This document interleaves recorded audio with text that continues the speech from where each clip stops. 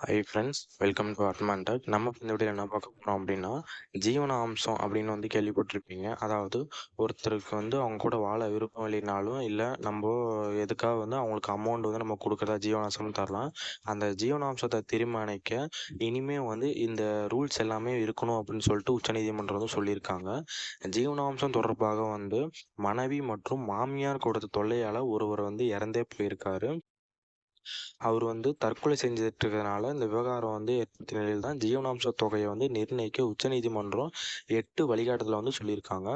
பெங்களூருவை சேர்ந்த ஐடி ஊழியர் ஒருத்தர் தன்னோட உயிரை மாய்த்துக் கொள்வதற்கு முன் விருந்தி சென்ற தனது மனைவியையும் அவரது குடும்பத்தினரும் பணம் கேட்டு மிரட்டி துன்புறுத்துவதாக சொல்லியிருக்காரு.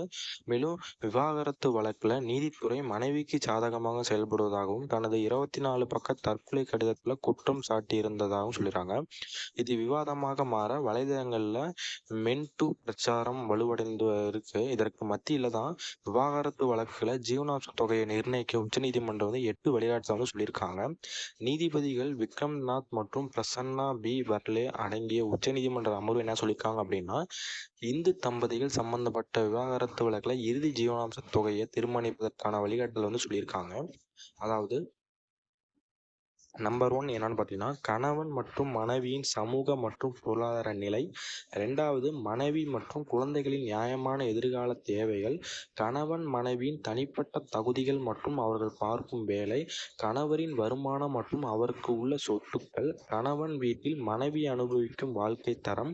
குடும்ப பொறுப்புகளை கவனிப்பதற்காக மனைவியை வேலையை விட்டாரா என்பதும்.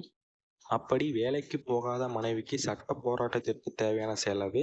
கணவரின் நிதிநிலை, அவரது வருமானம், பராமரிப்பு கடமைகள் மற்றும் பொறுப்புகள். இந்த 8 வழிகாட்டுதல்களையும் அளவுகோல்களாக கொண்டு ஜீவனாம்ச தொகையை நிர்ணயிக்க வேண்டும் அப்படின்னு உச்சநீதிமன்ற அமர்வு உத்தரவிட்டிருக்காங்க. இதுதான் இனிமே யாராவது ஜீவனாம்சம் கோரணும் அப்படின்னா மறக்காம இந்த 8 வழிகளை தான் பின்பற்றணும் அப்படின்னு சொல்லிட்டு உச்சநீதிமன்றத்தில் இந்த அறிக்கையை அவங்க வெளியிட்டிருக்காங்க. இது உங்களுக்கு இன்ஃபர்மேஷன் பிடிச்சிருந்தது அப்படின்னா மறக்காமல் இந்த வீடியோவை உங்கள் ஃபேமிலி அண்ட் ஃப்ரெண்ட்ஸ்க்கெலாம் ஷேர் பண்ணுங்கள்.